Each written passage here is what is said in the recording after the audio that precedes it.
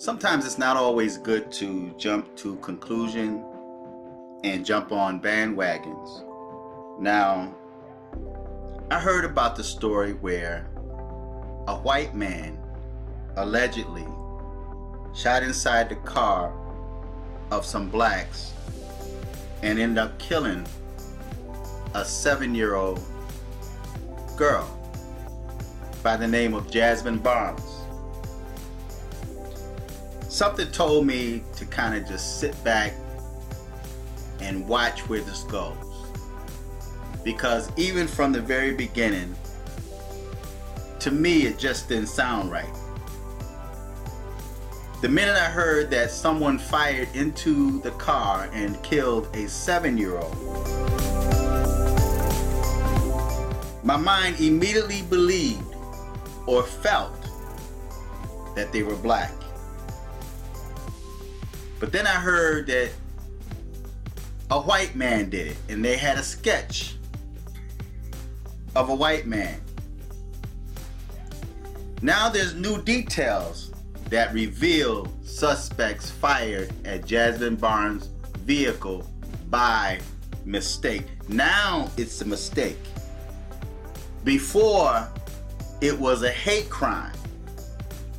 But now it's a mistake because the actual killers and the driver of the vehicle are black males. Yes, it's not a white man. They're black males. Now, I'm gonna play the video and I want you guys to listen to the new details of this incident. Check this out. Let me turn this up a little bit first. Two suspects arrested in connection to the death of 7-year-old Jazmine Barnes have now both appeared in court. This morning, court records revealed the suspects fired at the car Jazmine was inside by mistake. This is new video of suspect 20-year-old Eric Black Jr. appearing in court just before 5 this morning. The Barnes family attorney tweeted a picture of the sketch and a photo of the second suspect, 24-year-old Larry Woodruff, saying, quote, "Obviously, the men arrested don't fit the description of multiple witnesses or the sketch." Within the last hour, Woodruff went before a judge. ABC 13 reporter Catherine Marchand is live downtown with more on this story. Catherine. Well, sources tell us that Larry Woodruff was the shooter. He has not been charged with capital murder, but he is being held on a drug charge right now. Take a look at that exclusive video. We were the only ones in court this morning when he appeared before a judge on that drug charge. When the judge was deciding on his bond, prosecutor said he's a suspect in a capital murder investigation. Did not say the Jazmine Barnes case, but did say he was a suspect in a capital murder investigation, and the judge told him he has possible additional charges coming down. The state also went into detail about his lengthy criminal history, which includes convictions for violence and weapons charges. His bond is $100,000. Now, the other suspect in the Jazmine Barnes case has been charged for capital murder and is being held without bond. Eric Black, he also appeared in court this morning. According to prosecutors, an anonymous source informed the sheriff's office that Eric Black was driving the car when Jazmine Barnes was shot. When authorities had a chance to talk to him, they say he admitted it. Investigators believe this was a case of mistaken identity. Defendant Black told investigators that the pistol used in the shooting was at his residence. He signed a consent to search for the location, and investigators recovered a 9mm pistol, which was consistent with the caliber of shell casings recovered from the original scene. Now look at this video. This was the truck that the sheriff's office thought the suspects were in, a red truck. But in court we learned that Black was driving a dark-colored Kia. Another discrepancy, neither suspect looks like the composite sketch, as you guys mentioned. The Barnes attorney said that the family may have confused a fleeing bystander for the actual shooter. The Harris County Sheriff's Office believes that Barnes and his family, though, and her family rather, were innocent victims. We'll have more after a press conference this afternoon at 2 o'clock. But now, this is my thought on this. My thought is, I think that the family was protecting the killers. They might have known the killers, or maybe they were afraid. And they decided to do what many white people have done in the past.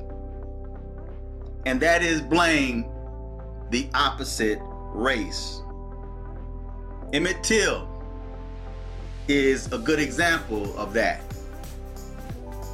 And many other black men that have been put to death and have gotten life in prison for lies that they raped or murdered a white female. So now you find black people doing the same thing. Why would they protect the murderers of this girl? So either they know these dudes and they were trying to protect these dudes, or they were afraid, so they decided to say a white man did it that was in a totally different vehicle.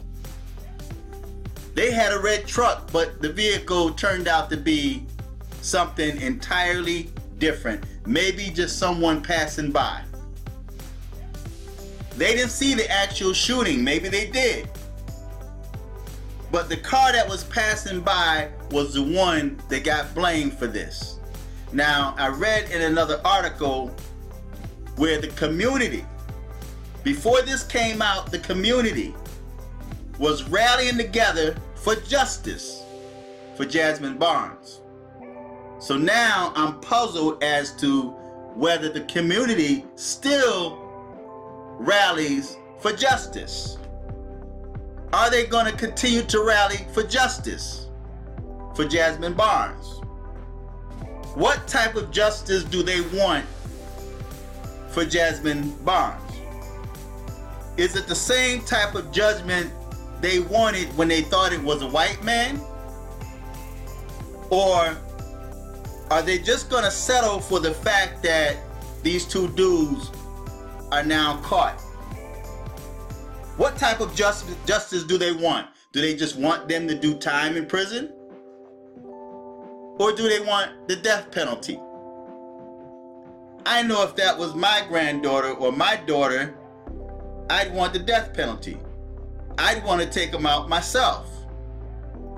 So with the justice they wanted toward the white men different from the justice, is, if any, that they want now that they know that black males have done this?